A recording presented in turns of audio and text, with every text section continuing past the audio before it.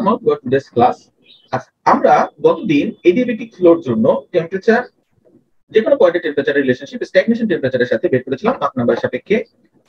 Similarly আমরা যেহেতু velocity of air টেম্পারেচারের সাথে ডাইরেক্টলি রিলেটেড, ভেলোসিটি অফ এয়ারের ইকুয়েশন বের করতে পেরেছিলাম এডিয়াবেটিক ফ্লো কন্ডিশন ধরে। আমরা ফ্লোটাকে যদি আইসেন্ট্রপিকও ধরি, যে ফ্লোটার এনট্রপি চেঞ্জ হচ্ছে না, তাহলে আমাদের আরো দুটো এডিশনাল রিলেশনশিপ এভাবে তৈরি করা যায়, এগুলো আমরা দেখেছিলাম। আচ্ছা, এখন আজকে আমরা যে চারটা ইকুয়েশন আমরা দেখছি, সেখানে আমরা একটা নতুন ভ্যারিয়েবল বলছি, নতুন ভ্যালু অ্যাড করে আরো চারটা তৈরি করার চেষ্টা করছি ইকুয়েশন। কিরকম? ভ্যালুটা হলো সনিক পয়েন্ট। সনিক পয়েন্টে মার্ক নাম্বার 1 আমরা 1 বসিয়ে দিলাম গত ইকুয়েশনে মার্ক নাম্বারের জায়গাতে। এবং আমাদের এটা বেশিরভাগ সময় আমরা এয়ার কে ফ্লোয়িং ফ্লুইড বা এয়ার কেই নিয়ে কাজ করে থাকি, ঠিক আছে? এবং এটা নিয়ে আমরা কথা বলেছি গ্যাস ডায়নামিক্স এর একটা প্রশ্নই এরোডাইনামিক্স। তো সেখানে আমরা এই গত পেজের ইকুয়েশন গুলোকে এরকম চারটা নতুন ফর্মে দেখতে পাই। আচ্ছা, এটা আমাদের লাগবে। আমরা নেক্সট যে জিনিসটা দেখছি সেটা হলো গিয়ে আমাদের এই যে maximum velocity for adiabatic flow. আমরা গতকালকে যে থিওরিটা বের করেছিলাম সেখানে আমরা বলেছিলাম যে ম্যাক্সিমাম আমাদের যে এনথালপিটা সেটা কত হতে পারে। হ্যাঁ, সেটার আমরা একটা রিলেশনশিপ দেখেছিলাম। সেই ম্যাক্সিমাম এনথালপি রিলেশনশিপটা থেকে আমরা যদি ভেলোসিটি বের করার চেষ্টা করি, ঠিক আছে, তাহলে আমরা এই ধরনের এই টার্মটা পাই। এটা আমাদের একটা ম্যাথে লাগবে, এই জন্য আমরা এই জিনিসটা দেখলাম, ঠিক আছে? স্ট্যাগনেশন এনথালপি থেকে আমরা ভেলোসিটিটা বের করতে চাচ্ছি। আচ্ছা, সিমিলারলি আমরা ম্যাক্সিমাম ভেলোসিটি এট সনিক পয়েন্ট যদি বের করতে চাই, তাহলে সেটার একটা রিলেশনশিপ আমরা এখানে দেখলাম। আমরা বলেছিলাম আমরা বেশ থিওরি অ্যানালাইসিস করছি অনেকগুলোই, কারণ আমাদের প্রবলেম গুলোতে এই ধরনের প্যারামিটার আমাদের জানতে হতে পারে। আচ্ছা, নেক্সট আমরা যেটা দেখতে চাচ্ছি সেটা হলো যে আমাদের এই যে আগের যে ইকুয়েশনটা সেটা মার্ক নাম্বারে শর্ট করা ছিল। এখন আমরা মার্ক নাম্বারটা ভ্যারি করছে, কিন্তু আমরা ওই যে আবার আগের মতো ধরে নিলাম যে এয়ার নিয়ে যখন আমরা কাজ করি তখন এই এত বড় ইকুয়েশন দেখে তো আসলে লাভ নাই। এয়ার নিয়ে যখন আমরা কাজ করি তখন আমরা তাহলে ইকুয়েশন গুলোকে জাস্ট যে কে এর ভ্যালুটা বসে আবার একটু কি করে ফেলতে পারি, শর্টেন করে ফেলতে পারি। তাহলে ওই একই ইকুয়েশন গুলোকে আমি তখন মার্ক নাম্বার 1 কে 1.4 বসেছিলাম, এখন মার্ক নাম্বার 1 না বসিয়ে মার্ক নাম্বার রেখে দিলাম, বাট কে 1.4 বসিয়ে আমি এয়ার এর জন্য, that is mark number relationship for air, এটা এভাবে বের করলাম। বুঝতে যায়? কোনো সমস্যা আছে?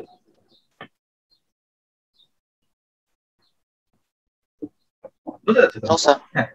আচ্ছা, এখন আমাদের প্রবলেম এট হ্যান্ড, আমাদের একটা প্রবলেম আছে, আমরা প্রবলেমটা সলভ করতে চাচ্ছি। তো আমি আজকে প্রথম ক্লাসে আমি চেষ্টা করছি থিওরি গুলো সব শেষ করি, এরপরে আমরা পরের ক্লাসে একসাথে যদি প্রবলেম গুলো করি আমাদের বুঝতে একটু সুবিধা হবে ইনশাআল্লাহ। আচ্ছা, তো আমরা প্রবলেমটা করলাম না, আমরা প্রবলেমটা স্কিপ করে আমরা আমাদের পরবর্তী যে থিওরি সেই থিওরিটাতে চলে গেলাম। আমাদের পরবর্তী থিওরিটা হলো isentropic flow with area changes.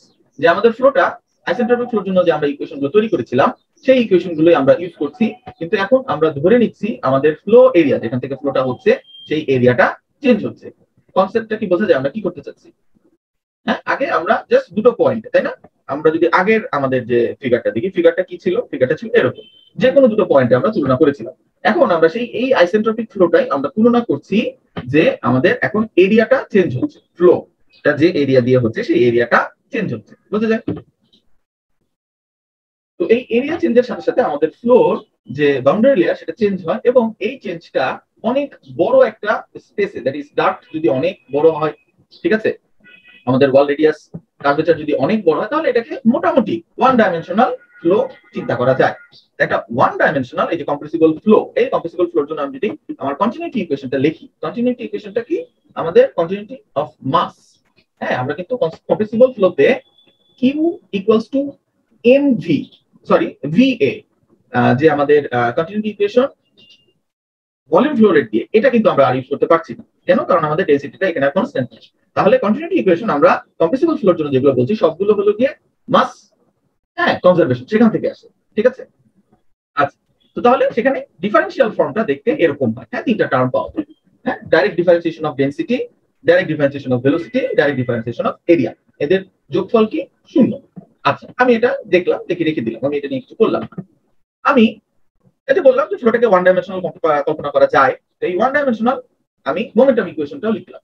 Momentum ইকুয়েশনটা এরকম দেখতে আসে, অল্প একটু প্রেসারের চেঞ্জ, তাকে ডেনসিটি দিয়ে আমি ভাগ দিলাম, আর হলো ডি ভি ডিভি, ঠিক আছে, velocity divide into velocity change, এই টার্মটা 0 আছে।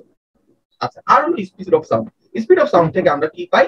আমরা এই টোটাল ডেরিভেশন অফ যে প্রেসার, এই যে এই টার্মটা আমরা স্পিড অফ সাউন্ড থেকে পাই। আমরা কি করলাম? আমরা এই ইকুয়েশনটা এই ইকুয়েশনটা ইউজ করে আমরা এই কন্টিনিউটি ইকুয়েশনের এই যে টার্মগুলো এগুলোকে চেঞ্জ করতে পারি। চাইলাম, আমি চেঞ্জ করতে চাচ্ছি। আচ্ছা, চেঞ্জ করে আমি এরকম একটা ম্যাথমেটিক্যালি এরকম একটা জিনিস তৈরি করতে পারি।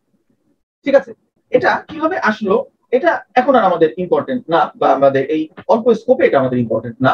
আচ্ছা, এটা সলভ করে আমরা আমাদের প্রয়োজনীয় প্যারামিটার গুলো বের করতে পারি কিনা সেটাও আমাদের ইম্পর্টেন্ট না। আমরা এই ইকুয়েশনটাকে জাস্ট ইন্সপেক্ট করি। এই ইকুয়েশনটাকে ইন্সপেক্ট করলেই একটা খুবই fascinating aspect of compressible flow পাওয়া যায়, যেটা আমি বলেছিলাম আমাদের ইনটুইটিভ না, এরকম একটা ম্যাথমেটিক্যাল এক্সপ্রেশনটা থেকে আমরা এরকম একটা জিনিস বুঝতে পারি। কি দেখো, এই যে ভেলোসিটি যে চেঞ্জ, ঠিক আছে, এবং এই যে প্রপার চেঞ্জ, এটা কি অপোজিট সাবসনিক এন্ড সুপারসনিক ফ্লোর জন্য। এটা কি বোঝা যায় যে দেখো ভেলোসিটির চেঞ্জটা আমার সাবসনিক যদি ফ্লো হয় তাহলে মাক নাম্বার কি একের থেকে কম, তাহলে আমার স্কোয়ারটা একের থেকে কম আসবে। সেটা থেকে যদি আমি এক মাইনাস করি আমার এই টার্মটা নেগেটিভ হবে।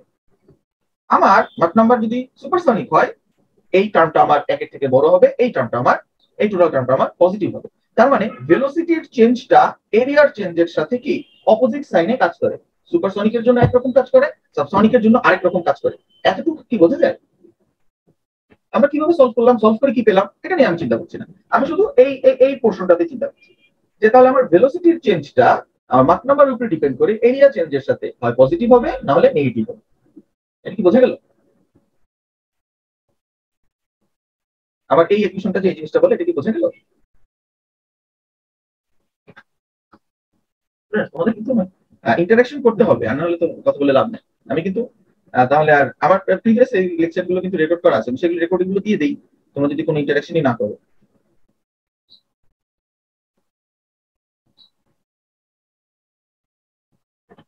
আমার কথা বোঝা যাচ্ছে? জি স্যার।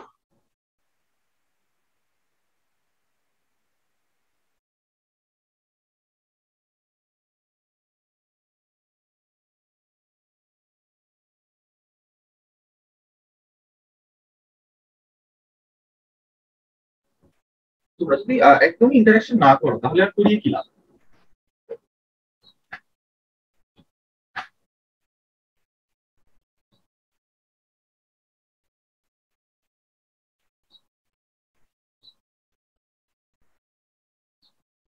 বলো, 36 জন ক্লাসে 36 জন আছে দেখা যাচ্ছে, কেউ কোনো কথা বলছে না। বোঝা যাচ্ছে স্যার।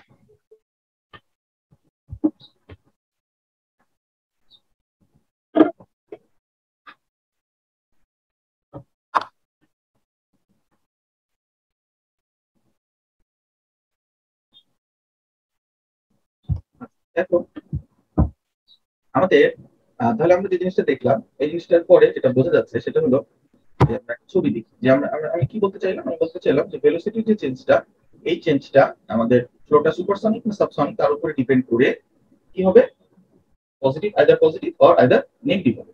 তাহলে আমরা এই ছবিটা এখন একটু অ্যানালাইজ করার চেষ্টা করি। আমরা উপরের যে ছবিটা দেখছি, লেফট কলামের ছবিগুলোকে আমরা বলছি ডাক্ট চেঞ্জ। উপরের যে ছবিটা দেখছি এই ছবিটাকে আমরা সাবসনিক কন্ডিশনে ডিফিউজার বলে থাকি, নিচের ছবিটাকে আমরা সাবসনিক কন্ডিশনে নজল বলে থাকি, আমরা সুপারসনিকটা বাদ দিই। তাহলে ডিফিউজারে আমি চিন্তা করি সাবসনিক ডিফিউজারে কি হয়, আমার এরিয়া যদি বেড়ে যায় আমার ভেলোসিটি কমে যায়, প্রেসার বেড়ে যায়। এটা কি বোঝা যায়? জি স্যার। স্যার আমাদের ডাক্ট জিওমেট্রি যখন নজল, তাহলে এরিয়া যদি কমছে, ফ্লো হচ্ছে, ফ্লোর সাথে এরিয়াটা কমে যাচ্ছে, তাহলে আমাদের কি হয়, ভেলোসিটিটা বেড়ে যায়, প্রেসারটা কমে যায়। এটা নিয়ে আমরা কথা বলছি, তাই না? হ্যাঁ, প্রেসারটা কমে যায়, ভেলোসিটিটা বেড়ে যায়, এটাকে আমরা বলছি সাবসনিক নজল। কিন্তু একটু আগে আমরা যে ইকুয়েশনটা দেখলাম সেই ইকুয়েশনটা যদি আমি সুপারসনিক ফ্লোর জন্য অ্যাপ্লাই করি তাহলে দেখা যায় সাবসনিক ডিফিউজারটা সুপারসনিক নজল হিসেবে কাজ করে। কারণ এখানে ইকুয়েশনটা বলে যে তোমার যদি এই যে এরিয়া এটা কমে যায় তাহলে আমার ভেলোসিটিটা বেড়ে যাবে। ঠিক আছে, এরিয়া যদি বাড়ে ভেলোসিটিটাও বাড়বে। দেখো পজিটিভ, তাই না? এই নিচের টার্মটা তো পজিটিভ আছে, তাহলে এরিয়া বাড়লে ভেলোসিটি বাড়বে, প্রেসার কমে। সিম্পলি কোনটা কি হবে, এরিয়া কমলে ভেলোসিটি কমে যাবে। তো এটাই সুপারসনিক ফ্লোর একটা ডিস্টিংক্ট ব্যাপার। এ কারণে জেট ইঞ্জিনের বা এয়ারক্রাফটের যেটা সুপারসনিক ফ্লোতে চলতে পারে সেটার যেটা নজল, এটা কি ভেরিয়েবল জিওমেট্রি হয়। হ্যাঁ, দেখবা নজল গুলো শেপ চেঞ্জ করতে পারে, কারণ সে জেট থ্রাস্ট দিচ্ছে, তো থ্রাস্টটা যদি সাবসনিক হয় তাকে নজল হিসেবে তার এক্সস্টটা রাখতে হয় যাতে সে থ্রাস্ট পায়। থ্রাস্টটা যখন সুপারসনিক জোনে চলে যাচ্ছে তখন তার সেই নজলটা চেঞ্জ করে সেটাকে এরিয়াটা বাড়িয়ে দিয়ে আমরা যেটা সাবসনিক ডিফিউজার বলি এরকম করে দিতে হয় যাতে সে থ্রাস্ট পায়। তো তোমরা ইউটিউবে যদি যে কোনো একটা সুপারসনিক এয়ারক্রাফটের ফ্লো দেখো তাহলে তোমরা এই জিনিসটা দেখবা যে একটা সময় সে যখন অপারেট করছে তখন সে অপারেট করছে হলো গিয়ে তার নজলটা সাবসনিক জোনে নজলটা নজল বলতেছি এক্সস্টটা নজলের মতো রেখে আমরা যেটাকে সাবসনিক নজল বলে থাকি যেটা এরিয়া যেন চেঞ্জ হয় এইভাবে। আর সে যখন এটাকে কি বলে অপারেশন করছে সুপারসনিক জোনে তখন তার এই যে এক্সস্টটা ওয়াইডেন হয়ে যায়। ঠিক আছে, এই জিনিসটা দেখা যায়। তো আমার কাছে ছবি কিছু ছিল, আমি যদি সেই ছবিগুলো খুঁজে পাই আমি হয়তো তোমাদের সাথে ছবি এখন খুঁজে পাচ্ছি না, আসলে আমাদের আজকে সময় কম। আমি তোমাদের সাথে চেষ্টা করবো একটা ভিডিও শেয়ার করতে, বাট তোমরা নিজেরাও এই ধরনের ভিডিও খুঁজে খুঁজে দেখতে পারবে। ঠিক আছে, খুব একটা সমস্যা হবে, এগুলো খুব অ্যাভেলেবল। আচ্ছা, তাহলে আমরা এই জিনিসটা বুঝতে পারলাম। ঠিক আছে, তো এটার যে ইমপ্লিমেন্টেশন এই ইমপ্লিমেন্টেশনটা যদি আমরা আরেকটু ডিটেলসে বলি যে তাহলে আমার ফ্লোটা সাবসনিক থেকে সুপারসনিক এই ট্রানজিশন যদি তার হতে হয় তাকে একটা এরকম কনভার্জিং ডাইভার্জিং নজলের মধ্যে দিয়ে যেতে হবে। কনভার্জিং ডাইভার্জিং নজলে সাবসনিক একটা ফ্লোকে নিয়ে তাকে সনিক কন্ডিশনে ট্রান্সফার করে সুপারসনিক করে বের করে দিতে পারে। কেন? কনভার্জিং নজলে তার সাবসনিক থেকে স্পিড বাড়তে বাড়তে সনিক পর্যন্ত আসলো, এরপরে তার ডাইভার্জিং সেকশনে আবার স্পিড বাড়তে থাকবে, এরিয়া বাড়ছে স্পিডও বাড়বে। তো তাহলে কি হলো, সে সনিক থেকে তাকে সুপারসনিক করে বের করে দিতে পারবে। সিমিলারলি যদি এরকম একটা বাল্জ হয়, এই বাল্জে সাবসনিক ফ্লো যদি আসে সে সাবসনিক হিসেবেই বের হয়ে যাবে, সুপারসনিক ফ্লো যদি আসে সে সুপারসনিক হিসেবেই বের হয়ে যাবে। এই বাল্জ ফ্লোটাকে চেঞ্জ করতে পারে না। আমাদের এই সাবসনিক ফ্লোটাকে সুপারসনিকে কনভার্ট করতে হলে আমাদের এরকম একটা কি দরকার হয়, কনভার্টিং ডাইভার্জিং নজল দরকার হয়। খুব রেয়ারলি হয় যে আমাদের এই কনভার্টিং ডাইভার্জিং নজলের সামনেও সুপারসনিক ফ্লো থাকে। ঠিক আছে, তো সুপারসনিক ফ্লো আসলে সে যেরকম সুপারসনিক ফ্লোটা কি হবে, এরিয়া একটু কমে যাবে আর কি, যে বাল্জের এখানে আমাদের একটু বাড়বে আবার একটু কমবে, এভাবে বেড়ে চলে যাবে। বুঝতে যায় আমাদের কথাটা কি বোঝা গেল?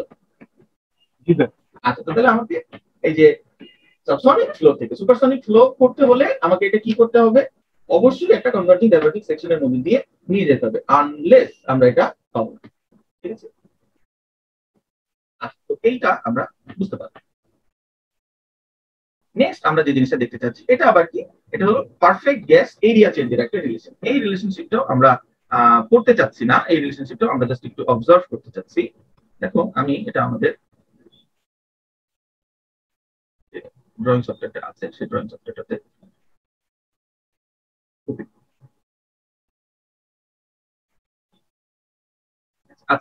যে আমাদের যে পারফেক্ট গ্যাস এবং আইসেন্ট্রপিক যে রিলেশনশিপ গুলো আছে সেগুলো দিয়ে আমরা এই কন্টিনিউটি ইকুয়েশন থেকে আমরা মাক নাম্বার এবং এরিয়া চেঞ্জ রিলেশনশিপ বের করতে পারি। আমাদের প্রথম যেটা অ্যাজাম্পশন সেটা হলো যে আমাদের মাস ফ্লো রেট নরমাল পজিশনে যা থাকে সনিক কন্ডিশনে একই থাকে, মাস তো হারায় যায় না। তাহলে আমার এই অ্যাজাম্পশনটা কি ঠিক আছে?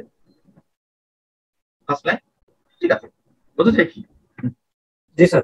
ঠিক আছে, আচ্ছা, তো তাহলে আমাদের এই লাইনটাকে আমরা একটু রিঅ্যারেঞ্জ করতে পারি। আমরা এটাকে রিঅ্যারেঞ্জ করে লিখলাম সনিক কন্ডিশনের ডেনসিটি ডিভাইডেড বাই যে কোনো পজিশনের ডেনসিটি, সনিক কন্ডিশনের ভেলোসিটি ডিভাইড বাই যে কোনো কন্ডিশনের ভেলোসিটি। তো আমরা সরাসরি এই রিলেশনশিপটা জানি না, সনিকের সাথে যে কোনো পয়েন্টেরটা জানি না, কিন্তু একটু আগে আমি যে আমরা যে ইকুয়েশনগুলো দেখেছিলাম সেই ইকুয়েশনটা কি ছিল? ইকুয়েশনটা ছিল আমাদের এই স্ট্যাগনেশন কন্ডিশনের সাথে আমাদের যে কোনো দুটোর জন্য আমরা পাবো স্ট্যাগনেশন কন্ডিশনের সাথে নরমাল একটা কন্ডিশনের রিলেশনশিপ আমরা জানি। সিমিলারলি স্ট্যাগনেশন কন্ডিশনের সাথে সনিক কন্ডিশনের আমরা রিলেশনশিপটা জানি, তাই না? একটু আগে ইকুয়েশন আমরা যেগুলো দেখে আসলাম, তো সেই ইকুয়েশন গুলো এখানে বসিয়ে দিলাম। ঠিক আছে, যে এইটা তাহলে আমার এটা কি হলো যে আমার দরকার কি, সনিকের সাথে স্ট্যাগনেশন এভাবে লিখলাম, স্ট্যাগনেশনের সাথে নরমালটা এভাবে চলে আসলো, তাই না? আমি উপরে নিচে স্ট্যাগনেশন দিয়ে ভাগ দিয়ে এই যে এই এই পোর্শনটাকে এভাবে দুটো এসে লিখলাম, সে দুটো আমি জানি, গুণ দিয়ে দিলাম। সিমিলারলি ভেলোসিটিটা নিয়ে কাজ করলাম, এরকম বের করে গুণ দিয়ে দিলাম। এরপরে এরিয়া বের করার জন্য পুরো চারটা টার্মকে একসাথে গুণ দিয়ে দিলাম, একসাথে গুণ দিয়ে দিয়ে আমি একটা এটাকে কি বলে আমার ফ্লো কন্ডিশন তৈরি করতে পারলাম। এটা কি বোঝা গেল কিনা? ঠিক আছে, তো এই ম্যাথমেটিক্যাল ম্যানিপুলেশন তোমরা নিজেরাই পারবে করতে চাইলে, তো এটা নিয়ে আমাদের সময় নষ্ট করে লাভ নেই। এখানে আমরা বোঝার চেষ্টা করি কি হচ্ছে। তো তাহলে পারফেক্ট গ্যাস এরিয়া চেঞ্জ এবং মাক নাম্বার রিলেশনশিপটা আমরা যদি দেখি তাহলে আমাদের মাক নাম্বার রিলেশনশিপটা হবে এরকম দেখবে, ঠিক আছে। সিমিলারলি আগের বারের মতো আমরা যদি এয়ার এর জন্য চিন্তা করি, এয়ার এর জন্য চিন্তা করলে আমরা এটাকে একটু কি করতে পারবো, ছোট বানিয়ে ফেলতে পারবো, হ্যাঁ, টি এর ভ্যালুগুলো বসিয়ে দিই। নেক্সট যেটা, এই যে আমার জিনিসটা যে হলো, এই জিনিসটা আসলে আমাকে কি বলতেছে, এই যে টেম্পারেচার বলতেছে, এই যে ইকুয়েশনটা আমি দেখলাম, এই ইকুয়েশনটা আমাকে কি বলতেছে, তো সেটা বোঝার জন্য আমরা একটা গ্রাফ আঁকি, ঠিক আছে। এই যে আমরা এরকম একটা গ্রাফ আঁকলাম, ঠিক আছে। এই গ্রাফে আমরা দেখো এই যে কোনো কন্ডিশনে এই যে এরিয়া এবং সনিক যে এরিয়া, এটাকে আমরা থ্রোট এরিয়া বলে থাকি, ঠিক আছে। সনিক এরিয়াটা কোথায়, এই যে মিনিমাম এরিয়া, হ্যাঁ, আমার একটা কনভার্টিং ডাইভার্টিং নজলে যে থ্রোট এরিয়াটাকে সনিক এরিয়া বলে। তো সেই সনিক এরিয়ার সাথে আমরা যেটা যদি দেখি তাহলে দেখো মাক নাম্বার যখন 1 হয় তখন এই এরিয়ার রিলেশনশিপটা 1 হয়, মাক নাম্বার যখন 0 হয় ইনফিনিটির দিকে চলে যায়, মাক নাম্বার বাড়তে থাকলে সে ইনফিনিটির দিকে চলে যায়, মাক নাম্বার 1ই তার ভ্যালুটা 1 হয়। আচ্ছা, কি বুঝলাম আমরা এটা, দেখো আবার আমরা আসি। The minimum area that can occur in a given isentropic duct flow is the sonic, critical or throat area. All other duct section must have area greater than A. এই যে এই ইকুয়েশনটা আমাদেরকে এই জিনিসটা বোঝায়, আমরা ছবিতেও বুঝে আসছি, তাই না। সনিক এরিয়াটা সবথেকে মিনিমাম, এছাড়া এরিয়াটা কি হতে হবে, বড় হতে হবে। আচ্ছা, in many flows a critical sonic throat is not actually present. The flow আসলো সাবসনিক হয়ে বেরিয়ে চলে গেল, থ্রোট নাই মানে কি, এটা আমরা আমাদের আজকের ক্লাসের শেষের দিকে দেখব। আচ্ছা, এবং এই যে আমি যে বললাম যে এন্টায়ারলি সুপারসনিক ফ্লো এসে সুপারসনিক হয়ে বেরিয়ে চলে গেছে, ঠিক আছে, এটাও হতে পারে, ঠিক আছে। আচ্ছা, তো তাহলে আর এই যে আমি যে এই যে ছবিটা দেখলাম, এই ছবিটা কি ইমপ্লাই করছে, এই ছবিটা ইমপ্লাই করে যে দেখো the inverse ratio A star A, that is throat এরিয়ার সাথে এরিয়া ইনভার্স রেশিও যদি আমি করি তাহলে এটা কি বলে, mass flow per unit area at any section compared to the critical mass flow per unit area, ঠিক আছে। মানে কি, আমার থ্রোট থেকে যে মাস ফ্লো রেট হচ্ছে সেটার সাথে অন্য যে কোনো এরিয়ার যে মাস ফ্লো হচ্ছে সেটা, তো সেই ইনভার্স রেশিওটা আমাদের এই যে আগের গ্রাফটার ইনভার্স রেশিওটা নিয়ে কথা বলছি, সেটা কি হয়, রাইজেস ফ্রম 0 at মাক নাম্বার 0, তাই না। আমরা দেখছি ইনভার্স রেশিওটা এই গ্রাফটার ইনভার্স রেশিওটা, তো তাহলে এটা ইনভার্স কত, 0, এখানে 0 যখন 0, 1 যখন তখন 1, এটাই বলা হচ্ছে। দেখো 0 to Mach number 0 to unity at Mach number 1 and back down to 0 at large Mach number. তার মানে হলো আমাদের এই কার্ভটা যখন আমরা ইনভার্স নিয়ে কথা বলছি, কার্ভটা উল্টে যাচ্ছে, কার্ভটা মাক নাম্বার যখন 1 তখনই সব থেকে বেশি হচ্ছে, এবং মাক নাম্বার যখন 1 থেকে অন্য জায়গাতে চলে যাচ্ছে তখন কি হয়ে যাচ্ছে, তখন ছোট হয়ে যাচ্ছে। তার মানে কি, তার মানে হলো যে কোনো একটা স্ট্যাগনেশন কন্ডিশনের জন্য maximum possible mass flow rate passes through a duct when its throat is at critical or sonic condition. তার মানে আমাদের যে পরিমাণ ফ্লুইড আমাদের একটা ডাক্টের মধ্যে দিয়ে, আমি এই যে ডাক্তার দেখলাম যে এই যে ডাক্তারের মধ্যে দিয়ে যে পরিমাণ ফ্লুইড ফ্লো করতে পারবে, হ্যাঁ, সেটার মাক নাম্বার যখন 1, দ্যাট ইজ সনিক কন্ডিশনে এই এরিয়া দিয়ে যে ফ্লো রেটটা হবে সেটাই ম্যাক্সিমাম ফ্লো রেট, এটাই বলা হচ্ছে, ঠিক আছে। থ্রোট যখন ক্রিটিক্যাল কন্ডিশনে তখন যে ফ্লো রেটটা হবে সেটাই ম্যাক্সিমাম, এর থেকে আর বেশি ফ্লো রেট এখানে আমরা ইকুয়েশন দিয়ে যেটা বুঝলাম এটা যাবে না, এই জিনিসটাকেই বলা হচ্ছে চোকড flow. The duct is then said to be choked and can carry no additional mass flow unless the throat is widened.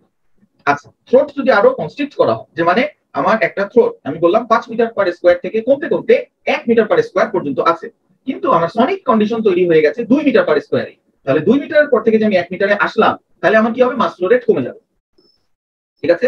আমি যদি 2 মিটারে রাখতাম তাহলে আমি সবথেকে বেশি মাস ফ্লো রেট পাইতাম, কমাই দিলাম মাস ফ্লো রেট কমে যাবে। এটার কারণ কি, এটা এই যে চোকড ফ্লো, এটা যদি আমরা ফিজিক্যাল সিগনিফিকেন্স বুঝতে চাই, আমাদের দেখো আমরা ইকুয়েশন গুলো দেখে নিই। ইকুয়েশনে যেরকম সনিক কন্ডিশনে আমাদের এই যে ম্যাক্সিমাম ফ্লো রেট সেই ভ্যালুগুলো যদি আমি বসিয়ে দিই, এবার ইসের জন্য এয়ারের জন্য কি এর ভ্যালুগুলো যদি বসিয়ে দিই তাহলে এরকম আসে। তো এটা ফিজিক্যাল সিগনিফিকেন্সটা কি এটা বলে আমরা এখনকার ক্লাসটা শেষ করব, পরের ক্লাসটা আমরা আমাদের বিডিরেনে যে লিংকটা আছে সেটাতে শুরু করব ইনশাআল্লাহ। আচ্ছা, এটা ফিজিক্যাল সিগনিফিকেন্স বাই যে চোকিং মানে হলো এই সনিক কন্ডিশনে ফ্লুইড গুলো একজন আরেকজনের থেকে এত দূরে চলে যায়, তুমি যদি আরো বেশি পরিমাণ ফ্লুইড এখানে দিতে চাও তোমাকে বেশি এরিয়া দিতে হবে তাদের যাওয়ার জন্য, বুঝতে যায়। তো এই জন্য ফ্লোটা আমরা বলতেছি যে এট সনিক কন্ডিশন ফ্লোটা চোকড হয়ে যাচ্ছে। আমার কথাটা কি বোঝা গেল? আচ্ছা, নরমাল শক ওয়েভ হলো একটা কমন ইরিভার্সিবিলিটি যেটা আমাদের সুপারসনিক ইন্টারনাল অথবা এক্সটার্নাল ফ্লোতে অবজার্ভ করা যায়, ঠিক আছে। এবং এই শক ওয়েভের অ্যাক্রসে কিছু প্রপার্টি আমার বুঝতে হবে, এজন্য আমরা এই ছবিটা এখানে বড় করে এঁকেছি। শক ওয়েভের আপস্ট্রিমে আমার ফ্লোটা নরমালি সুপারসনিক থাকে, শক ওয়েভের ডাউনস্ট্রিমে ফ্লোটা নরমালি সাবসনিক হয়ে যায়। আচ্ছা, শক ওয়েভের আপস্ট্রিমে যে পুরো সুপারসনিক কন্ডিশনে আমার ফ্লোটা আইসেন্ট্রপিক থাকে এবং শক ওয়েভের ডাউন স্ট্রিমে আমার পুরো ফ্লোটা আবারও আইসেন্ট্রপিক থাকে। কিন্তু আমাদের শক ওয়েভের আপস্ট্রিমের আইসেন্ট্রপি, ভুল বললাম আমি, এন্ট্রপি, এবং শক ওয়েভের ডাউন স্ট্রিমে এন্ট্রপি এটা সমান না, এরা আইসেন্ট্রপিক প্রসেস না, শক ওয়েভটা আইসেন্ট্রপিক প্রসেস না, বাট রুদ্ধতাপীয় বা আইসো এনার্জেটিক প্রসেস। ঠিক আছে, এডিয়াবেটিক যে প্রসেসটা এটা, মানে শক ওয়েভের সামনে এবং শক ওয়েভের পেছনে আমাদের এনার্জিটা সেম থাকে। ঠিক আছে, আচ্ছা এছাড়া আর কি হয়, এক্সেপ্ট এট নিয়ার ভ্যাকুয়াম প্রেসার এই শক ওয়েভ গুলো খুব পাতলা হয়, খুব থিন হয় এবং তাই খুবই ডিসকন্টিনিউয়াসলি তারা প্রপার্টি চেঞ্জ করে ফেলে। আচ্ছা তাহলে এই শক ওয়েভ গুলো এটা একটা ফিজিক্যাল ফেনোমেনা, এটার আমরা কিছু প্রপার্টি আলোচনা করব। First, successful analysis of normal shock wave এই WJM র্যাঙ্কিং এবং A হুবনাটের মাধ্যমে আমরা পাই এবং এই কারণে নরমাল যে আমরা অ্যানালাইসিস গুলো এটাকে বলা হয় র্যাঙ্কিং হুবনাট রিলেশন। আচ্ছা, এবং আমরা যদি আপস্ট্রিম কন্ডিশন গুলো জানি তাহলে continuity momentum energy equation perfect gas and যে স্পেসিফিক হিট রেশিও সেখান থেকে ডাউন স্ট্রিমের 5টা আননোন কমপ্লিট করা যায়। এবং এই আননোন গুলো যখন কম্পিটিশন হয় তখন আমাদের এই ভেলোসিটি স্কয়ার টার্ম আমাদের যে ইকুয়েশনগুলোতে থাকে, এই ভেলোসিটি স্কয়ার টার্মের জন্য আমরা দুটো সলিউশন পাই এবং এই দুটো সলিউশনের মধ্যে কারেক্ট সলিউশনটা ডিটারমাইন করা হয় সেকেন্ড ল অফ থার্মোডাইনামিক্স থেকে, যেটা বলে এনট্রপি কমতে পারে না, এনট্রপি সবসময় বাড়ে। হ্যাঁ, শক ওয়েভের আগে এবং শক ওয়েভের পরে এনট্রপি বাড়বেই, কারণ একটা ফেনোমেনা হয়েছে, আমার এনট্রপিটা বাড়বেই। তো সেভাবে আমরা সলিউশনটা খুঁজে বের করি।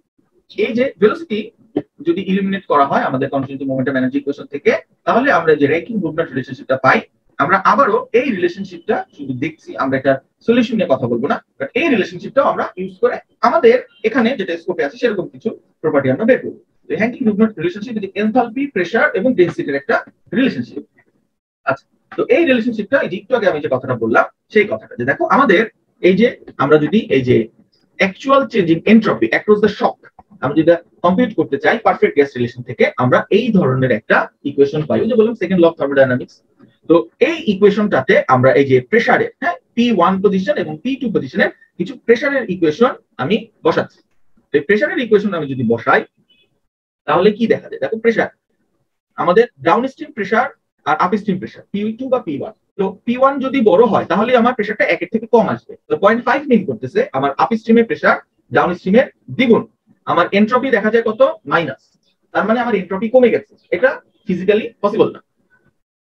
আমার ডাউন স্ট্রিমের প্রেসার আর আপ স্ট্রিমের প্রেসার এটা কিরকম, আপ স্ট্রিম প্রেসার ডাউন স্ট্রিমের থেকে এই যেরকম 10% বেশি, তখন আমার এনট্রপির চেষ্টা আছে কি ঋণাত্মক, এটাও ফিজিক্যালি পসিবল না। আমার ডাউন স্ট্রিম আর আপ স্ট্রিমের প্রেসার গুলো গিয়ে সমান, দ্যাট ইজ 1, তখন আমার এই ইকুয়েশন থেকে এনট্রপির চেঞ্জটা কি আসে, 0। ঠিক আছে, তাহলে এখানে একটা ফিজিক্যাল ফেনোমেনা হলো কিন্তু কোনো এনট্রপির চেঞ্জ হয় না, এরকম মনে না, এটাও কি থিওরিটিক্যাল।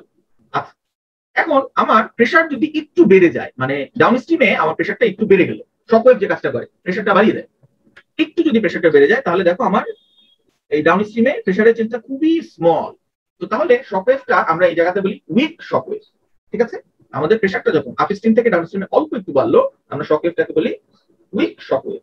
তো এই উইক শক ওয়েভটাকে নিয়ারলি আইসেন্ট্রপিক বলা যায়, বাট শক ওয়েভটা যখন স্ট্রং, আপ স্ট্রিমের থেকে ডাউন স্ট্রিমের প্রেসার দ্বিগুণ বেড়ে গেল, তখন এনট্রপির চেঞ্জটা একটা ফাইনাইট ভ্যালু এবং আমরা এটাকে আইসেন্ট্রপিক আর ধরতে পারি। আচ্ছা, তো তাহলে এই যে আমরা কি বুঝলাম, the entropy change is negative if the pressure decreases across a shock, যেটা আমাদের second law of thermodynamics violate করে, তাহলে a rarefication shock is impossible in perfect gas।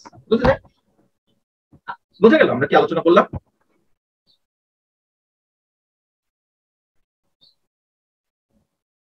G sir.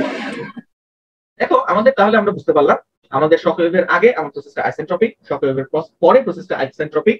খুব উইক শক ওয়েভ হলে আমরা তাকে আইসেন্ট্রপিক করতে পারি, বাট পাওয়ারফুল একটা শক ওয়েভের অ্যাক্রসে প্রসেসটা আইসেন্ট্রপিক থামে না, প্রেসারটা থাকে না, প্রেসারটা বেড়ে যায়।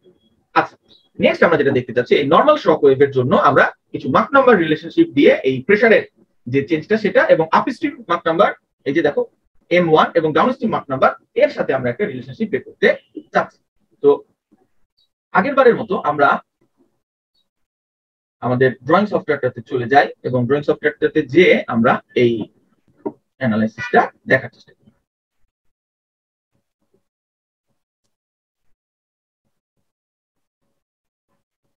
এই আমরা এই যে নরমাল শক ওয়েভ, হ্যাঁ, এটাকে অ্যানালাইসিস করতে যাচ্ছি। আমরা বললাম যে আমাদের এই ফ্লোটাকে ওয়ান ডাইমেনশনাল কি করা যায়, অ্যাজাম্পশন করা যায়। তাহলে আমরা ওয়ান ডাইমেনশনাল স্টেডি ফ্লো কিছু রিলেশন এখানে লিখছি। One dimensional steady flow relation লিখছি আমরা এই সিস্টেমটার জন্য। ওকে, এই যে ছোট্ট যে কন্ট্রোল ভলিউমটা দেখা যাচ্ছে না, এইটার জন্য।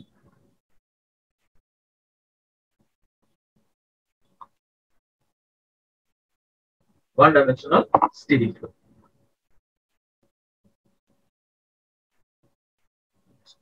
ঠিক আছে, কি আসে আমরা যদি কন্টিনিউটি ইকুয়েশনটা লিখি,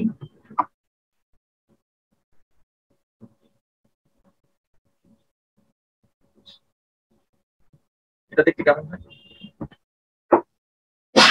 সরি, এত থিন ভলিউম যে এরিয়াটা সমান, তাহলে আমার এখানে শুধু থাকে ρ1 v1 equals to ρ2 v2 equals to constant. ঠিক আছে, যেটা a1 ইকুয়ালস টু a2 আমরা থিন কন্ট্রোল ভলিউম। আচ্ছা, আমার মোমেন্টাম ইকুয়েশন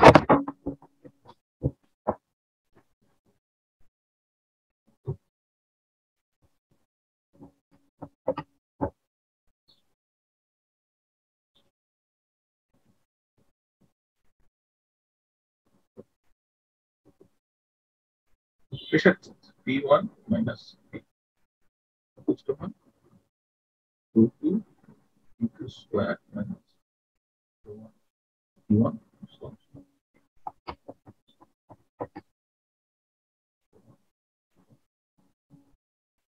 এনার্জি ইকুয়েশনটা দেখতে কেমন হয়?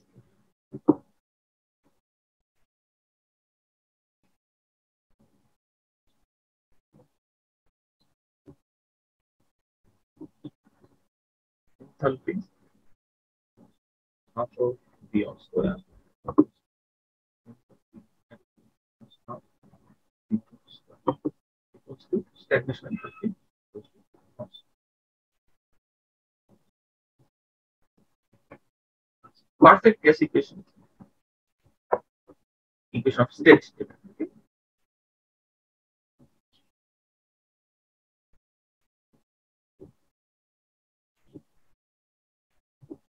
V1 by ρ1 T1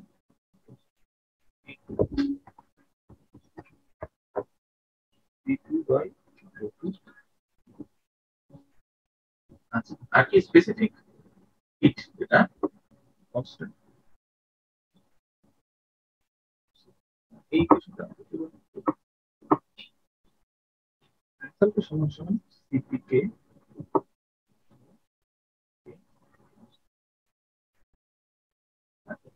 backing different রিলেশনটা এই যে পাঁচটা ইকুয়েশন, এই ইকুয়েশন গুলোকে ইন্টারঅ্যাক্ট করে তৈরি করা হয়েছে, যেটা backing different equation.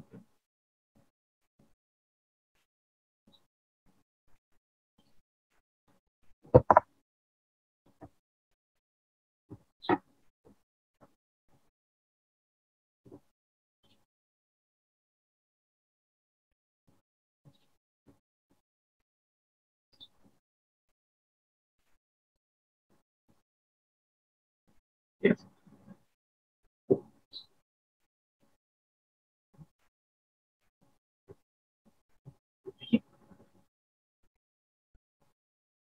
H2 minus H1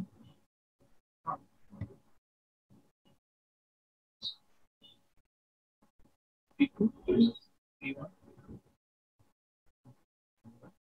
ρ1 sorry ρ2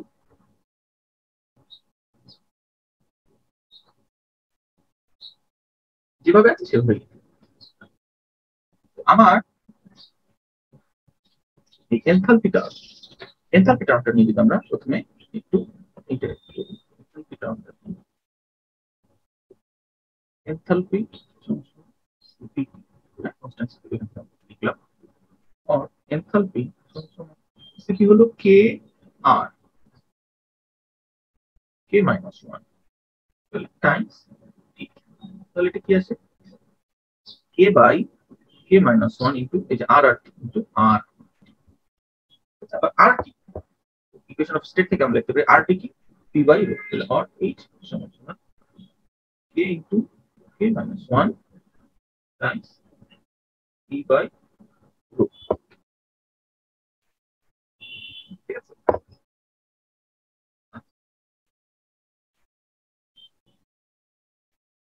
এখন আমরা আরেকটা কাজ করি, সেটা হলো কন্টিনিউটি এনার্জি ইকুয়েশন থেকে ফ্রম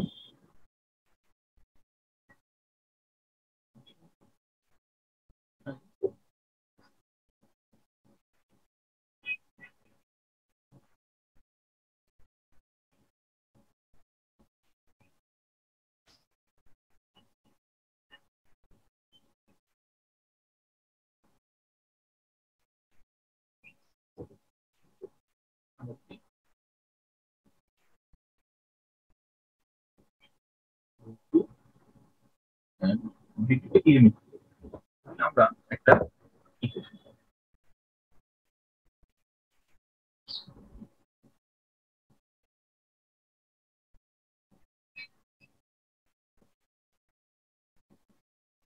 এই যে একটু আগে যেটা বের করলাম, এবং আমরা এই কন্টিনিউটি ইকুয়েশনটা থেকেও আবার একটা ইকুয়েশন যদি বের করতে চাই তাহলে সবকিছু মিলিয়ে আমরা এভাবে লিখতে পারি।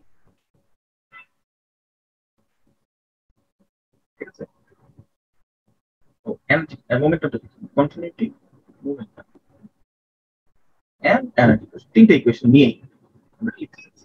কি পাই আবার যেটা বলতে প্রেসারের একটা relationship, pressure 1 divided pressure 2, sorry pressure 2 divided pressure 1, 1 by k plus 1 2 rho 1 v1 square divided by v1 minus k minus 1। আবার আমাদের এই যে টার্মটা আসলো rho 1 v1 square divided by p1, এটা পারফেক্ট কেসের জন্য পারফেক্ট কেস আমরা লিখতে পারি rho 1 v1 square divided by p1 equals to 1 by r times rho 1 v1 কি 1 by rt না, ওটা লিখে v1 divided by k times k। কেন আনলাম এই কেটা আনলাম, আবার আমরা এখানে ই নিয়ে আসবো, মাক নাম্বারটা নিয়ে আসবো, তাহলে or rho 1 v1 square divided by p1 equals to k v1 square divided by k r t।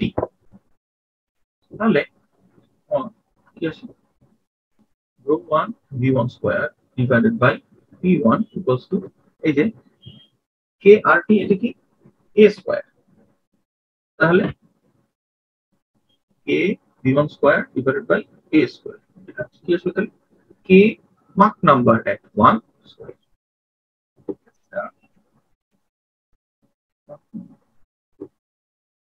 a1। ঠিক আছে, মাক নাম্বার at 1 আর p1। ঠিক আছে, আচ্ছা তো তাহলে আমরা এই টার্মটাকে কে এম স্কয়ার দিয়ে চেঞ্জ করতে পারি, তাহলে therefore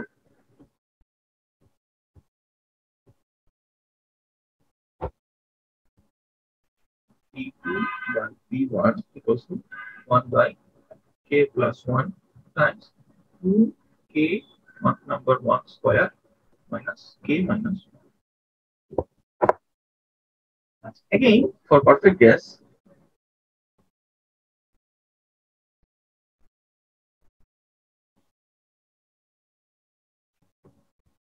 আমরা কি বের করতে পারি, rho v square equals to p times k।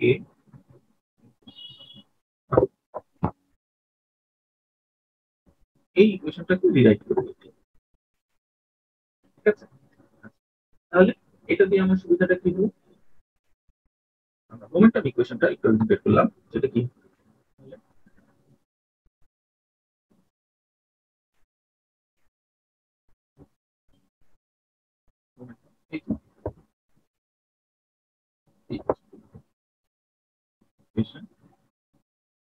becomes কি আছে এটা কি rho v1 square minus rho v1 rho rho 2 v2 square minus 1 v1 square.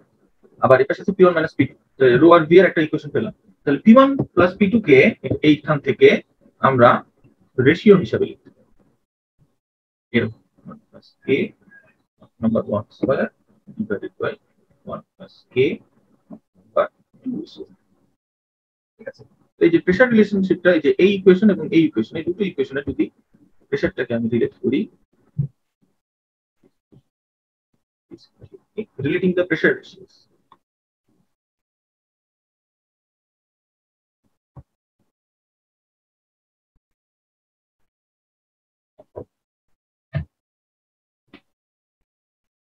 কি পাই Mach number at point 2 square equals to আসে k minus 1 Mach number at point 1 square plus 2 divided by 2 k Mach number at 1 square minus sorry k minus। তো তাহলে এখান থেকে আমরা বুঝতে পারি Mach number at 1 যেহেতু সুপারসনিক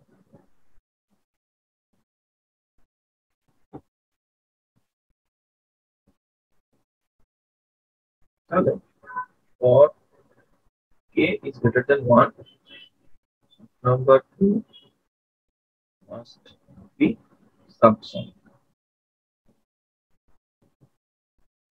তাহলে আমাদের এই যে আমরা নরমাল শকের যে অ্যানালাইসিসটা করলাম এই অ্যানালাইসিসটা দেখে আমরা এটা বুঝতে পারলাম তো ফ্লো যদি আমার সুপারসনিক ফ্লো একটা শক ওয়েভ ক্রিয়েট করে ফ্লোটা সাবসনিক হয়ে যায়।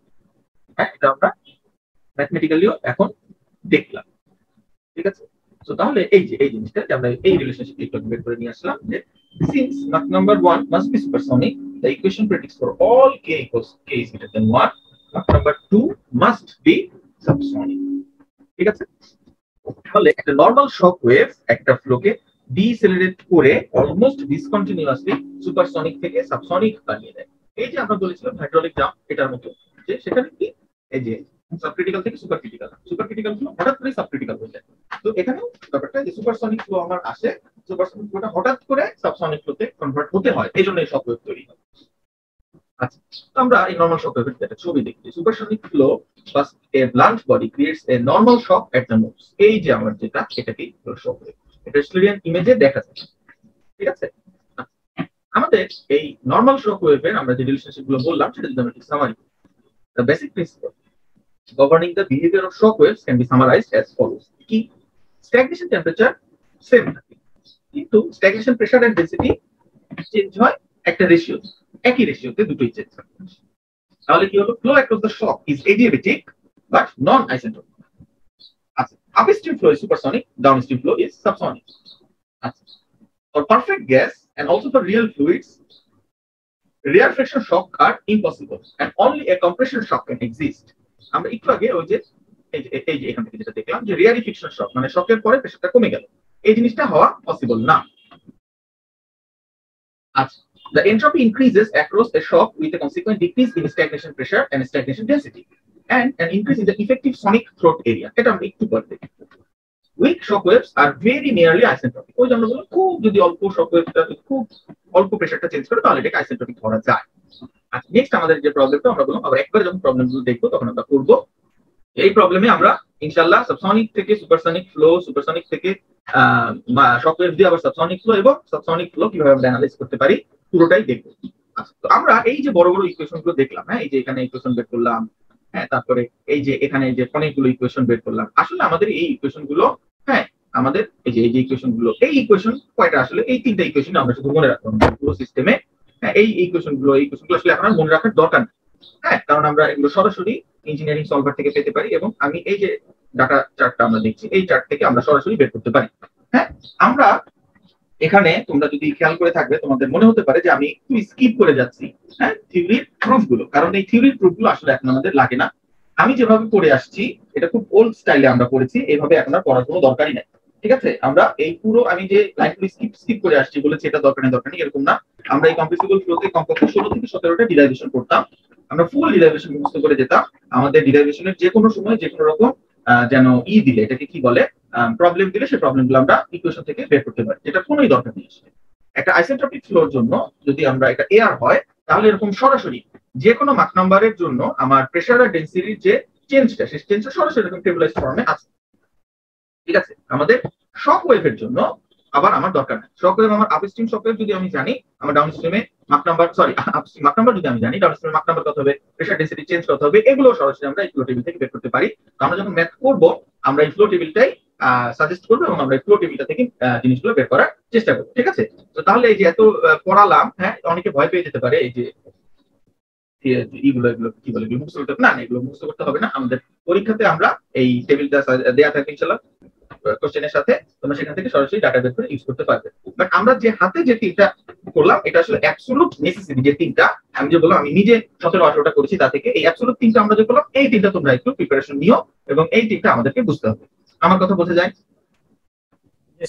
আচ্ছা, এই যে দেখো লাইফ কত ইজি করে দিলাম। হ্যাঁ, তো ক্লাসে তোমার লাইফটা ইজি করছি, তো তুমি যদি ক্লাসে এটা না শুনে যাও যে লাইফ তো ইজি, তো পরীক্ষা হলে বা পরীক্ষার আগে পরে কি শুধু হতাশ হয়ে যাবে, চুল সব পড়ে যাবে, তাই না?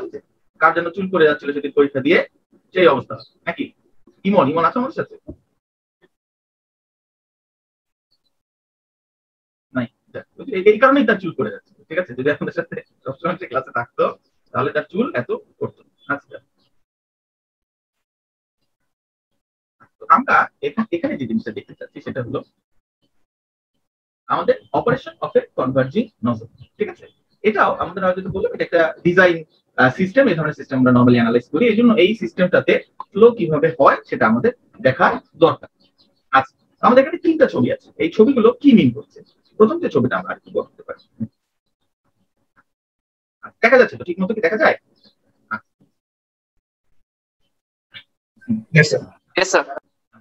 দেখ, operation of a converging nozzle. Emon কোথায়? ইমন কি নাই? আমাদের তার পেছনে তাকে নিয়ে কথা বললাম, সেটা মন খারাপ হয়েছে, অতদিন যে হতাশ হয়ে গিয়েছিল আমাদের একজন ক্লাসমেট। নাই নাই না,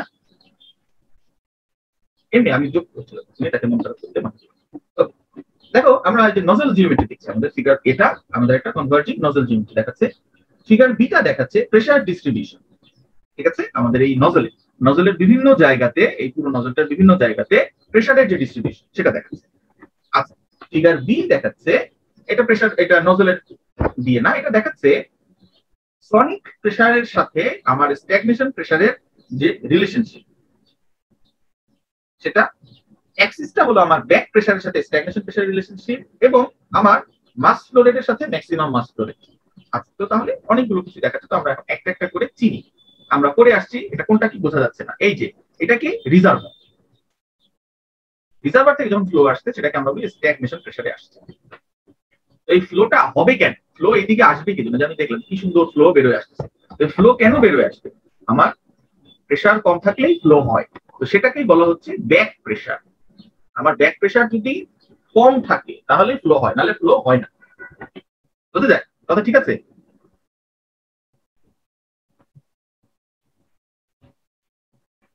কথা কথা কি বোঝা যায় কি বলি? জি স্যার। আমাদের একদম যে থ্রোটটা, থ্রোট কি সব থেকে কম ক্রস সেকশন এরিয়া, থ্রোটটাকে আমরা বলছি এক্সিট পিই। এই তিনটা কি বোঝা গেল? স্ট্যাগনেশন প্রেসার কি, এক্সিট প্রেসার কি, ব্যাক প্রেসার কি, বুঝলে? জি স্যার। তো আমরা প্রথমে এই পয়েন্টটা নিয়ে কথা বলি, আমাদের এই যে এই কার্ভে যে পয়েন্ট, এই পয়েন্টটা নিয়ে কথা বলি। যে দেখো, আমাদের ব্যাক প্রেসার তুলনায় স্ট্যাগনেশন প্রেসার, তাই না? এই অ্যাক্সিসটা কি back pressure by stagnation pressure. হ্যাঁ, এই অ্যাক্সিসটা কি mass flow rate divided by maximum possible mass flow rate. ঠিক আছে, তো তাহলে আমার ব্যাক প্রেসার আর স্ট্যাগনেশন প্রেসার যদি সমান হয়, এক হয়, তাহলে কোনো ফ্লো রেট হয় না। হ্যাঁ, কথা ঠিক আছে? দুটো প্রেসারই সমান, এখানকার প্রেসার, রিজার্ভারের প্রেসার এবং এখানকার প্রেসার সমান, ফ্লো রেট হবে? হবে না, তো ফ্লো হয় নাই। ঠিক আছে, বুঝে যায় কি বলি?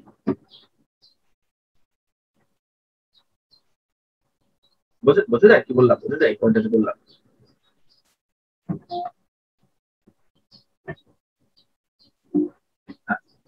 যার রোল নাম্বার এখন আসলে বলার কথা জি, তার হয়তো মাউথপিস কাজ করছে, তো অন্য রোল নাম্বার বলতে পারো। তোমরা নিশ্চয়ই রোল নাম্বার দিয়ে দিয়ে একজনের পর একজন বলছো, যে কেউ বলতে পারো যে বোঝাতে চাই। কথা বলতে চাই না, আমার নেটের সমস্যা, আমি বুঝতে পারছি না। হ্যাঁ স্যার, বুঝা যাচ্ছে। তো তাহলে আমি এতবার তোমাদের কাছে বুঝতে চাইলাম কিসের জন্য, কারণ এরকম আমরা দুটো জিনিস দেখবো এবং তখন আর এই জিনিসগুলো আমাকে মাথায় রাখতে হবে যে ব্যাক প্রেশার কি, রিজার্ভার প্রেশার কি, এবং ব্যাক প্রেশারের সাথে রিজার্ভারের প্রেশারের যে তুলনাটা সেটা।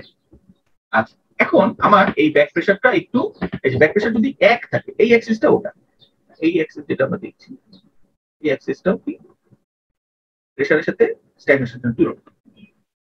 তো এটা যদি নরমাল থাকে তাহলে কি হবে, আমার জেট বেরোবে। ব্যাক প্রেশারটা যদি আমার একটু কমে যায় তাহলে আমার এখান থেকে সাবসনিক জেট আসবে।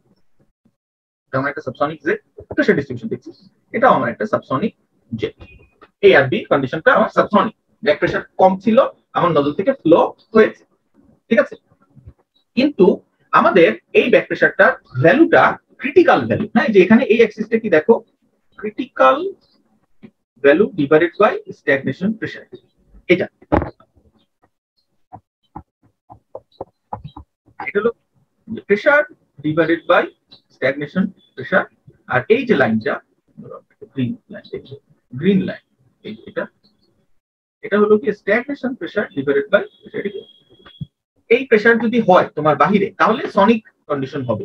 তো এই সনিক কন্ডিশনের থেকে ক্রিটিক্যাল ভ্যালু অফ পি এটার থেকে বেশি ছিল ব্যাক প্রেশার, এজন্য সনিক কন্ডিশন হয় নাই, সাবসনিক হিসেবেই ফ্লো বের হয়ে গেছে। আচ্ছা, প্রেশারটা আরেকটু কমলো, তাহলে আমাদের এই পি ক্রিটিক্যালের সমান হলো ব্যাক প্রেশারটা, তো আমার ফ্লোটা সুপারসনিক জেট হিসেবে বের হয়ে গেল, বুঝতে যায়।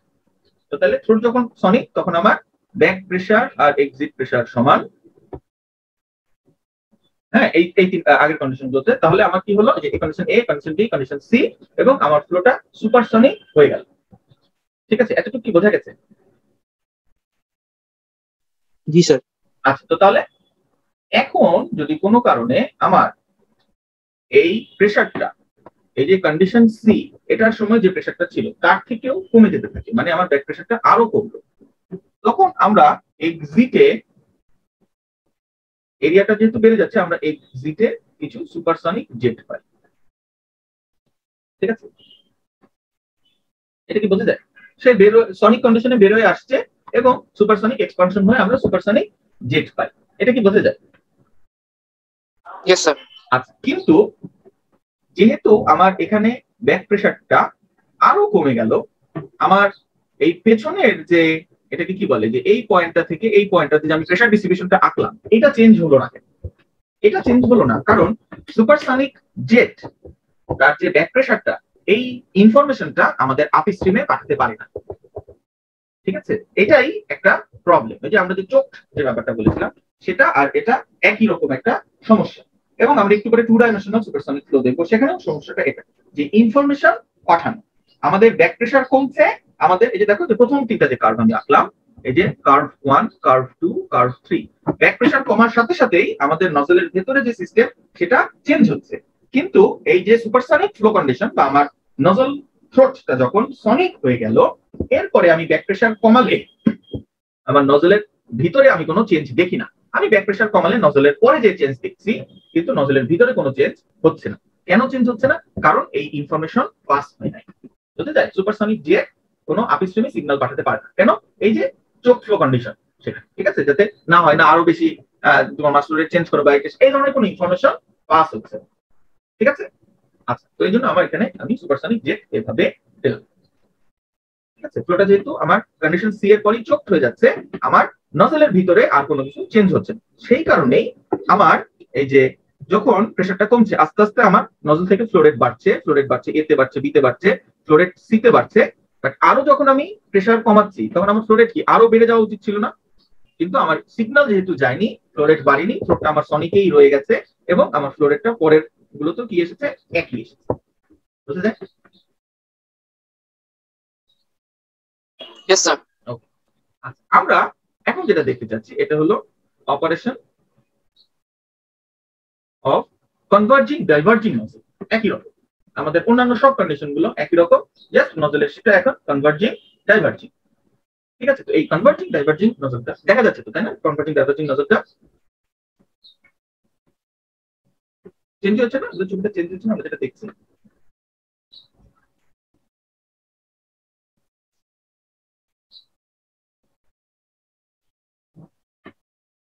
ফিগারটা চেঞ্জ হয়েছে, তাই না? বুঝতে পারছি। Yes, sir. এখন দেখো আমাদের কনভার্জিং ডাইভার্জিং কেন, এই যে এই শেপটার কারণে, এটাকে বলছে কনভার্জিং ডাইভার্জিং শেপ। তো সিমিলারলি এই শেপ থেকে আমার ব্যাক প্রেসারের সাথে আবারও কি হবে, এটার ভেতরে প্রেসারের ডিস্ট্রিবিউশন চেঞ্জ হবে। তো আমার ফ্লো কন্ডিশন যখন এ আর ফ্লো কন্ডিশন যখন বি, তো তখন আমি এরকম দুটো প্রেসার ডিস্ট্রিবিউশন পাচ্ছি, এবং আমার এ আর বি ব্যাক প্রেসারটা এমন যে আমাদের থ্রোটে সনিক ফ্লো হয় নাই, সো আমাদের পুরো ফ্লোটাই সাবসনিক ফ্লুইড এখান থেকে সাবসনিকে এন্টার করে সাবসনিক হয়ে বের হয়ে গেল। ঠিক আছে, আচ্ছা আমাদের এই যে সি সি এমন প্রেসার ডিস্ট্রিবিউশনটা আমার ব্যাকের সাথে আমাদের সনিক কন্ডিশনের যে প্রেসারটা সেটা এমন যে আমাদের এখানে ক্রিটিক্যাল থ্রোট এরিয়া তৈরি হয়েছে, আমাদের থ্রোট এখানে যে এরিয়াটা আছে সেটাই, এবং আমি সনিক কন্ডিশনটা এখানে পেলাম। কিন্তু সনিক কন্ডিশনের পরে আবার এরিয়া যেহেতু বেড়ে গেছে, এজন্য ওখানে সনিক ছিল, ঠিক আছে, এরপরে আবার কি হয়েছে, আমার ফ্লুইডটা সাবসনিক হিসেবেই বের হয়ে গেছে। ঠিক আছে, সুপারসনিক হয় না। থ্রোটে শুধু সনিক ছিল, থ্রোটে সনিক ছিল কিন্তু সুপারসনিক হয় নাই। ঠিক আছে, আমার কথা কি বোঝা যায়? Yes, sir. এরপর আমরা দেখবো এটা দুটা কন্ডিশন আছে, যে আমাদের এখানে যে প্রেসারটা আমরা ধরলাম পিবিসি, আর আরেকটা যেটা হতে পারে যে আমাদের থ্রোটে সনিক হয়েছে এবং আমাদের ফ্লোটা সুপারসনিকই বের হয়ে গেছে, পিবিএইচ, এটা পসিবল। আমরা আমাদের এই যে একটু আগে যে আমরা চার্টটা দেখলাম, চার্টটা দেখে আসি। আমরা বললাম যে আমাদের আছে এই যে চার্টটা, হ্যাঁ, নরমাল শক রিলেশনের জন্য। ঠিক আছে, আমাদের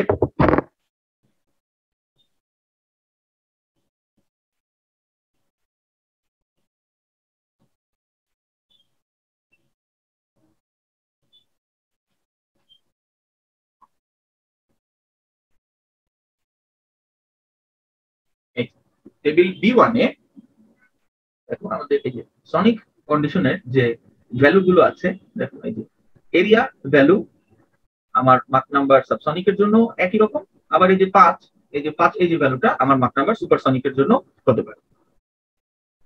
বুঝলে? সেম এরিয়া ভ্যালুতে আমরা যে এরিয়ার সাথে থ্রোটের এরিয়ার যে চেঞ্জটা, এই সেম এরিয়া চেঞ্জটা কোথা থেকে হচ্ছে ওটাই আমি ধরতে যাচ্ছি। এই যে এই যে হ্যাঁ, এর উপরে আমার ব্যাক প্রেসারের উপরে ডিপেন্ড করে আমার ফ্লোটা সাবসনিক হিসেবে বের হয়ে যেতে পারে, আর নিচে ব্যাক প্রেসার ডিপেন্ড করে আমার ফ্লোটা সনিক হয়ে বের হয়ে যেতে পারে। বুঝতে যায়? তো তাহলে এইরকম একটা কন্ডিশন হলো কি, আমার এই সি আর এইচ আমার প্রেসারের কারণে, আমার যদিও আমার থ্রোটটা সনিক থ্রোট, প্রেসারের কারণে সে সাবসনিক হিসেবে বের হয়ে গেল, আর এইচ এ আমার প্রেসারের কারণে সে সুপারসনিক ফ্লো হিসেবে বের হয়ে গেল। এই দুটো কাজ তো বোঝা গেছে, তাই না? আচ্ছা, একটু আগে আমরা যেটা দেখলাম সেভাবে যদি আমরা অ্যানালজি করি, যে প্রেসার যদি এই পিবিএইচ থেকে আরো কমে যায় তাহলে কি হবে, আবার এই যে ইনফরমেশন পাস হবে না। তো এই কারণে এখানে আমরা আবার কিছু কি পাবো, সুপারসনিক পাবলিক শব্দে প্রবলেম পাবো। এই গেল। কিন্তু এখন আমাদের ইম্পর্টেন্ট যেটা আমি আলোচনা করতে চাচ্ছি, এই পজিশন বি থেকে জি পর্যন্ত যে প্রেসারটা এরকম বি থেকে এইচ এর মধ্যে, যেখানে আমার থ্রোটের পরে ডাইভার্জিং সেকশনে ফ্লোটা সনিক হওয়া শুরু করছে। আমাদের এই সি কার্ভে কিন্তু ফ্লোটা সনিক হয় না, সাবসনিক আসছে, থ্রোটে সনিক ছিল আবার সাবসনিক হয়ে চলে গেছে, সাবসনিক থ্রোটে সনিক আবার সাবসনিক হয়ে চলে গেছে। কিন্তু এই মাঝখানে কিছু জায়গাতে আমার ফ্লোটা থ্রোটে সনিক, আমরা যদি রেড কার্ভ দেখি, থ্রোটে ফ্লোটা সনিক এইখান থেকে এই পর্যন্ত, কিন্তু বাহিরের প্রেসার সনিক ফ্লো সাপোর্ট করে না। তখন কি করতে হয়, তখন আমার এই শক ওয়েভ দিয়ে আমার ফ্লোটা সুপারসনিক থেকে সাবসনিকে চলে যায়। তো তাহলে বাইরের প্রেসারের তুলনায় বা বাইরের প্রেসারটা বুঝে সে এই যে সনিকের আগেই চেঞ্জ হচ্ছে না কেন, ওই একই সমস্যা, ইনফরমেশন পাস হচ্ছে। ঠিক আছে, বুঝা যায়? তাহলে operation of diverging nozzle, converging diverging nozzle আমরা বুঝলাম। প্রথমটা আমাদের ছিল শুধু কনভার্জিং নজল, এখানে আমরা যেটা দেখলাম সেটা হলো কনভার্জিং ডাইভার্জিং নজল। আচ্ছা, লাস্ট যে টপিকটা আমাদের এই থিওরিতে আছে সেটা হলো গিয়ে আমাদের কি, টু ডাইমেনশনাল সুপারসনিক ফ্লোজ। তো এই টু ডাইমেনশনাল সুপারসনিক ফ্লোজেও এই জিনিসটা আমরা আবার কথা বলবো, এবং আমার মনে হয় এর পরেই আমরা আজকে যে জিনিসগুলো নিয়ে আলোচনা করলাম সবগুলোই আমাদের মোটামুটি ভালো আয়ত্তে চলে আসবে। আচ্ছা, তো তাহলে এটাও আমরা আবার আমাদের যে ড্রয়িং সফটওয়্যার সেটাতে ওপেন করি এই ছবিটা। ঠিক আছে, আমি প্রথম দিন তোমাদের সাথে বলেছিলাম speed of sound not velocity of sound. আমরা স্পিড বলি ওয়ার্ডটা স্পিড কেন? স্পিড হলো এটার কোনো ডিরেকশন ওভাবে নাই, সাউন্ড সব দিকে সমান ছড়ায়। ভেলোসিটির কিন্তু একটা নির্দিষ্ট ডিরেকশন থাকে, এই জন্যই কিন্তু প্রপার যে ল্যাঙ্গুয়েজটা সেটা হলো speed of sound not velocity of sound. এর কোনো একদিকে ডিরেকশন সব দিকে ছড়ায়, এই জন্য এটাকে আমরা বলি স্পিড অফ সাউন্ড। আচ্ছা, তো স্পিড অফ সাউন্ড এই যে বললাম সাউন্ড সব দিকে একসাথে ছড়ায়, সেটা দিয়ে আমি কি বলতে চাচ্ছি বা এখানে আমি তোমাদের সাথে কি শেয়ার করতে চাচ্ছি সেটা হলো এই যে মাক ওয়েভ। এতক্ষণ পর্যন্ত আমরা যেটা বলছিলাম সেটা হলো ওয়ান ডাইমেনশনাল ফ্লো। আসলে ওয়ান ডাইমেনশনাল না, ফ্লো আসলে three dimensional to be exact, but two dimensional অ্যাজাম্পশনেও আমরা একটা নতুন জিনিসের এক্সিস্টেন্স পাই, সেটা হলো মাক কোণ, zone of action, zone of silence. কি জিনিসগুলো? আমরা এই যে ছবিগুলো দেখছি ফিগার এ, ফিগার বি এবং ফিগার সি, এখানে আমাদের তিন রকম ফ্লো আছে। আমাদের ফিগার এ তে যে ফ্লুইড বলছি, আমাদের ফিগার এ তে যে অবজেক্টটা যাচ্ছে অবজেক্টের ভেলোসিটি হলো ইউ, কিন্তু এই অবজেক্টের ভেলোসিটি ইউ আমাদের স্পিড অফ সাউন্ডের থেকে ছোট। ফিগার বি তে আমাদের অবজেক্টের ভেলোসিটি ইউ এবং এটা স্পিড অফ সাউন্ডের সমান। আমাদের ফিগার সি তে অবজেক্টের ভেলোসিটি ইউ, এটা স্পিড অফ সাউন্ডের থেকে বড়, স্পিড অফ সাউন্ডের থেকে সে বড়। এখন আমার পার্টিকেলটা, আমি ফিগার এর কথাটা চিন্তা করি, পার্টিকেলটা যখন আমার মুভ করছে ইউ ভেলোসিটিতে সামনের দিকে, ঠিক আছে, তো তখন কি হচ্ছে, যে যখন ইউ ভেলোসিটিতে সামনের দিকে যাচ্ছে সে স্ফেরিক্যাল ডিস্টারবেন্স আমাদের এয়ারে চারদিকে ছড়াচ্ছে, বুঝা যায়? এই যে স্ফেরিক্যাল ডিস্টারবেন্স যেটা আমরা দেখলাম, এই যে এই পজিশনে যখন ছিল তখন একটা ডিস্টারবেন্স ছড়িয়েছে, এই মাঝখানে যখন ছিল তখন একটা ডিস্টারবেন্স ছড়িয়েছে, এখানে যখন তখন একটা ডিস্টারবেন্স ছড়িয়েছে। এই ডিস্টারবেন্স গুলো কি সার্কুলার। আচ্ছা, এখন সে ইনিশিয়াল পজিশন, হ্যাঁ, বা টি ইকুয়ালস টু 0 তে যে ডিস্টারবেন্স ছড়িয়েছে সেই ডিস্টারবেন্সটা টি ইকুয়ালস টু ডেল টি তে এই পরিমাণ এরিয়া কভার করেছে।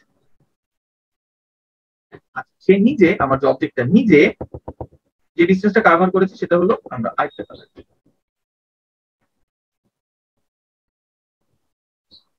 নিজে যে ডিস্টারবেন্সটা কভার করেছে সেটা হলো এতটুকু, আর আমার স্পিড অফ সাউন্ড যে ডিস্টারবেন্সটা কভার করেছে সেটা হলো এতখানি। সো তাহলে এই অবজেক্টটা যখন ফ্লুইডের মধ্যে দিয়ে মুভ করছে তার আগে তার ডিস্টারবেন্সের যে ইনফরমেশন সেটা যাচ্ছে, বুঝা যায়? সো তাহলে তার এক্সিস্টেন্স ফ্লুইডটা আগে থেকেই ফিল করতে পারে বা বুঝতে পারে যে ফ্লুইডটা মধ্যে থেকে এই ডিস্টারবেন্সটা পাস করছে, যেটা ফ্লুইডের অন্যান্য এলিমেন্ট গুলো বুঝতে পারে। আচ্ছা, ভেলোসিটি যখন exactly equals to speed of sound, তখন ফ্লুইডটা এই যে ডেলটি সময়, আমার সময় দুটো, একটা হলো 0 আর একটা হলো ডেলটি। ডেলটি সময় ফ্লুইডটা এখান থেকে এই পর্যন্ত চলে গেছে, সিমিলারলি তার চারপাশ থেকে যে স্পিড অফ সাউন্ডটা গিয়েছে সেটাও এই পর্যন্ত গিয়েছে, দুটো সমান। হ্যাঁ, তারা দুজনেই এই সার্কেলটার পেরিফেরিতে আছে। তো এ কারণে এই পার্টিকেলটা যে আছে সেটা ঠিক সামনে, একটু দূরেই যদি আমি এই কার্ভটার কথা বলি, এই যে লিমিটিং মাত্রাতে যে কার্ভটা, একটু দূরেই কোন একজন অবজারভার বুঝতে পারছে না সে আসতেছে না আসতেছে না, এই জিনিসটা সে বুঝতে পারছে না। সিমিলারলি আমার অবজেক্টটা যখন স্পিড অফ সাউন্ডের থেকে অনেক বেশি চলে যাচ্ছে তখন সে এই ডেলটি সময় এই পজিশন থেকে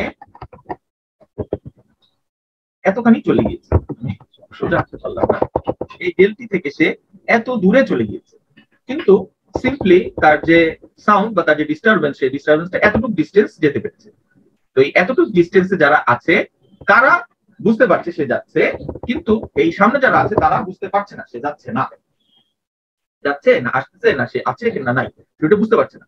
তাহলে সে প্রত্যেকটা সময়ে যে ডিস্টারবেন্স যতদূর গিয়েছে সেগুলো নিয়ে যদি আমরা একটা 2 ডাইমেনশনাল কার্ভ আঁকি তাহলে এটাকে বলা হয় তার জোন অফ অ্যাকশন।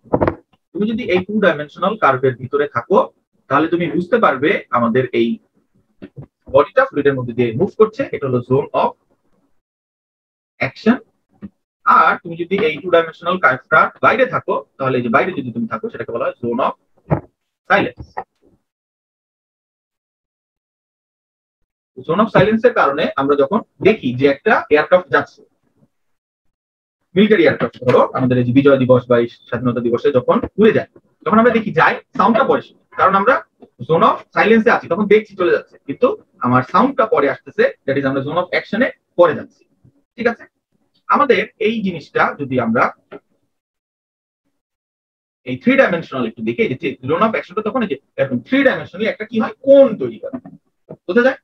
তো তাহলে এই জিনিসটাই যে, এবং এই যে প্রেসার ডিস্ট্রিবিউশন, এরকম কিছু মুভ করলে যে প্রেসার ডিস্ট্রিবিউশন হয় বা প্রেসার যায়, এটা তুমি তোমার বাসাতেও এক্সপেরিয়েন্স করতে পারো। তোমার বাসাতে যদি থাই গ্লাস লাগানো থাকে, তুমি একটা বদ্ধ রুমে হঠাৎ করে দরজা খুললে বা বন্ধ করলে তুমি দেখবা তোমার গ্লাসে একটা প্রেসার ওয়েভ, হ্যাঁ, কি হচ্ছে, এটাকে কি বলে, বাড়ি হচ্ছে।